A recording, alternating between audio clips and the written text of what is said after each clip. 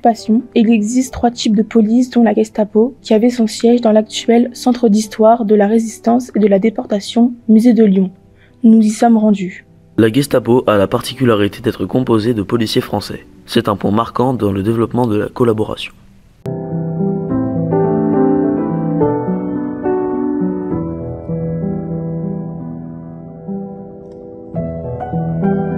Notre devoir de mémoire nous a ensuite conduits au mémorial de la prison de Montluc.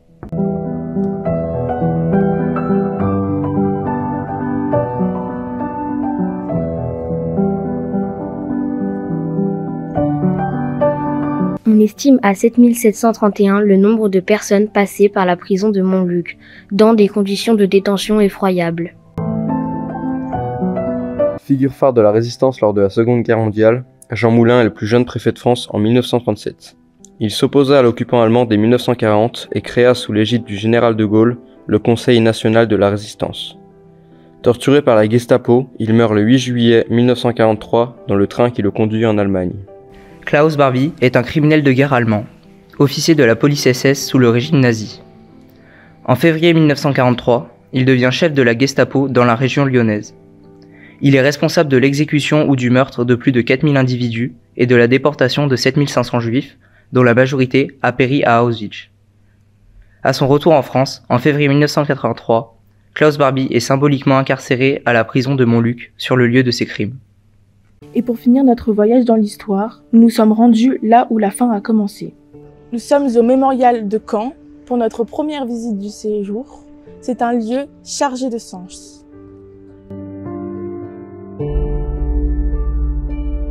Au mémorial de Caen, nous avons vu et travaillé sur les 3 méthodes d'exécution pendant la Shoah. La première, les ghettos, ce sont des quartiers dans lesquels étaient enfermés les juifs.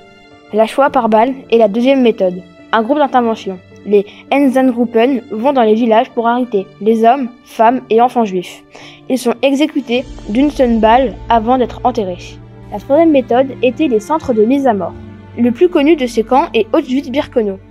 Dans ces camps, les juifs sont envoyés dans des chambres à gaz, puis ils sont brûlés par des Sonderkommando dans des fours crématoires.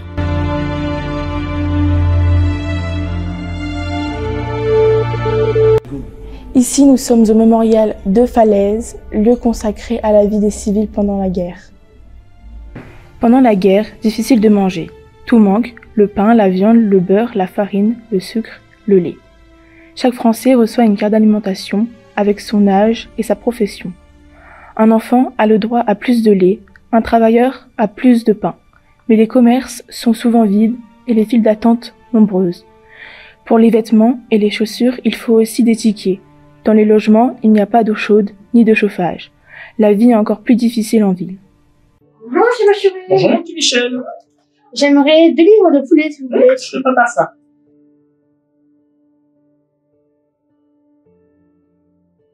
Voilà. Est-ce que tu as apporté ton carnet de rationnement? Oui, monsieur.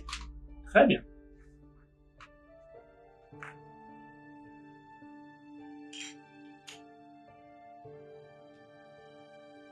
Et voilà, mon petit Michel. Merci, monsieur. Tu passeras bien bonjour chez toi. Oui, monsieur. Passez une bonne journée, Au monsieur. revoir, à bientôt. Merci.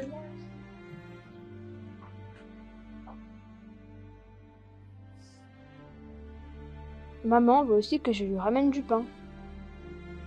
Nous voilà à la batterie de Longues-sur-Mer pour voir ce lieu imposant. La batterie de Longues-sur-Mer fait partie du mur de l'Atlantique.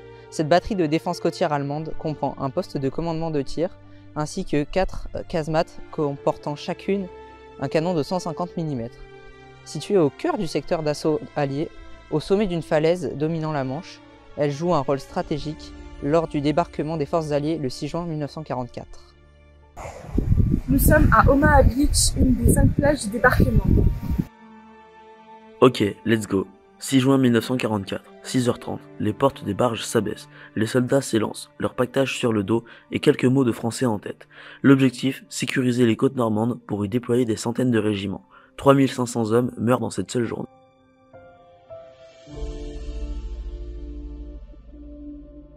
Nous sommes actuellement au cimetière américain, c'est un grand moment d'émotion.